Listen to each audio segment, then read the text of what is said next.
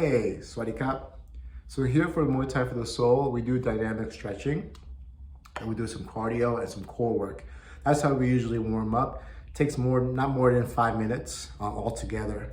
So first we start off just doing some marches. So what it looks like is just bringing your knees up. You can do this in forward motion or in place. The next thing is lateral shuffle. So you're on the balls of your feet, hips a little bit lower, and you're moving laterally down and back. You know, for about 2 laps, down and back, lateral and back. Just getting that lateral motion, being on the balls of your feet, and learning to press and have some agility moving. The next ones are going to be some inchworms. So I'm going to do one so you guys can understand. It's an inchworm, it's a downward dog, it's an upward dog, and then it's also a forward fold into a high position, to a mountain pose. So first one is a downward dog, or like the inchworm. So I break the hips first, I reach for the floor, I walk it out, I do my reverse dog. So I raise my chest up, roll my shoulders back, up to a downward dog, walk it back. Knees are bent, head down, and then lift up, shrug the shoulders, arms overhead. So about 3, maybe 5 reps of that would be our first motion. After that, then we have our arms and shoulders. So we have our palms up and we're rolling the palms back.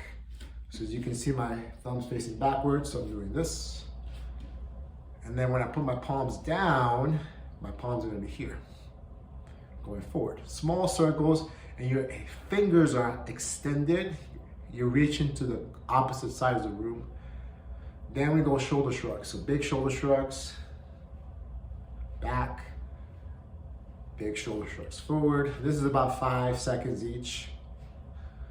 Then we're gonna lock in that core, those hips, and then we'll rotate at the mid, pulling the elbow back. We'll go to about 5 seconds here, retracting the shoulder, pulling the elbow forward.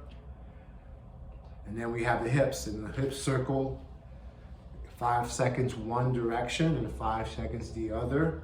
Just getting that motion of just moving through every corner of the hips. And then we'll start having our neck muscles. So then we'll start going for the S's. So we're going up and down. And then we have our nose. So we're looking to the opposite sides of the room. And then we have our maybes, so ear to shoulder. Pop.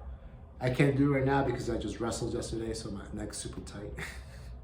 But you're trying to get your ear to your shoulder. You're not trying to shrug your shoulder to your ear. You're just trying to go here. And then lastly, anything else your body needs, maybe a little bit of movement on the back, cat and cow. You know, or something, maybe your forearms feel a little tight, so you might do a nice forearm stretch, a calf stretch.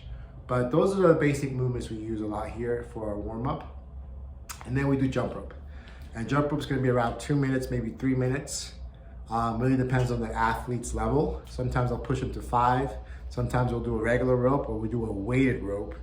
And then we do core work, and that again is tailored to the athlete's level. Either it's gonna be 30 seconds, or it's gonna be a minute with a Swiss ball or some form of resistance.